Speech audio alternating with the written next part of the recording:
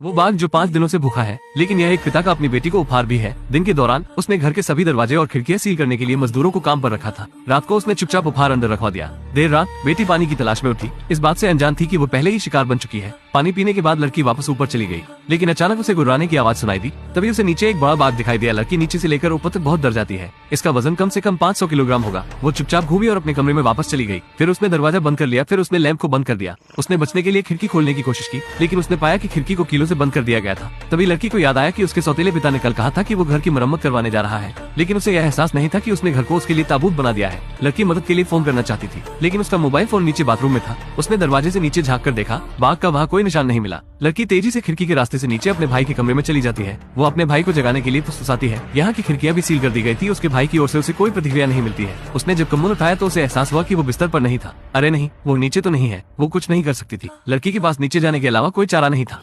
School में लड़का लड़कियों के बाथरूम में छुप कर घुस जाता है, क्योंकि उसका कुछ सामान शिक्षक ने जब्त कर लिया था। वो उसे वापस लेने के लिए दरवाजे के नीचे से बैग में हाथ डालने लगता है, लेकिन गलती से उसे शिक्षक का बड़ा रहस्य पता चल गया। लड़का बहुत घबरा गया था। वो वहाँ से बड़ी तेजी से बाहर भागने लगता है। फिर कक्षा में वापस आने के बाद बैठकर इंतजार करने लगता है। टीचर ने अचानक बहुत सारी चॉकलेट निकाली। फिर उसने हर एक छात्र को एक एक देना शुरू कर दिया। जैक को अचानक एक भयानक चीज के बारे में पता चलता है। कुछ दिन पहले गायब हुए सहपाठी ने वही चॉकलेट खाई थी, और जैसे ही छात्र चॉकलेट खाते हैं उनकी आंखें ऊपर हो जाती हैं। जैक जल्दी से इस चीज को एक कागज पर लिख देता है। उसने अपने 2 सहपाठियों को चॉकलेट न खाने की चेतावनी दी। हालांकि नोट पास करने की आवाज शिक्षक को सुनाई पड़ जाती है। केटी केवल अगले सेकंड में खाने का नाटक कर सकती थी। अचानक शिक्षक जैक के पीछे आ जाती है। जैक ने तुरंत अपने 2 दोस्तों को बताया, मैंने जो राक्षसी किताबें पढ़ी हैं, उनके आधार पर शिक्षक संभवतः बच्चों को खाने वाली राक्षस है। वे आमतौर पर इंसानों का भेष धारण करते हैं और फिर भोजन के माध्यम से बच्चों को नियंत्रित करते हैं और फिर उन्हें खा जाते हैं। राक्षसी लोगों से वाकिफ होकर दूसरे बच्चों ने तुरंत चॉकलेट को कूड़ेदान में फेंक दिया। जब जैक घर लौटा तो उसने अप्रत्याशित रूप से अपने परिवार को इसके बारे में बताया। ये सुनकर दादाजी बहुत उत्साहित हो गए। हर किसी के चेहरे पर एक अजीब सा भाव है। वो भूखी है। जैक, कौन भूखी है? उसने 70 साल से कुछ नहीं खाया है।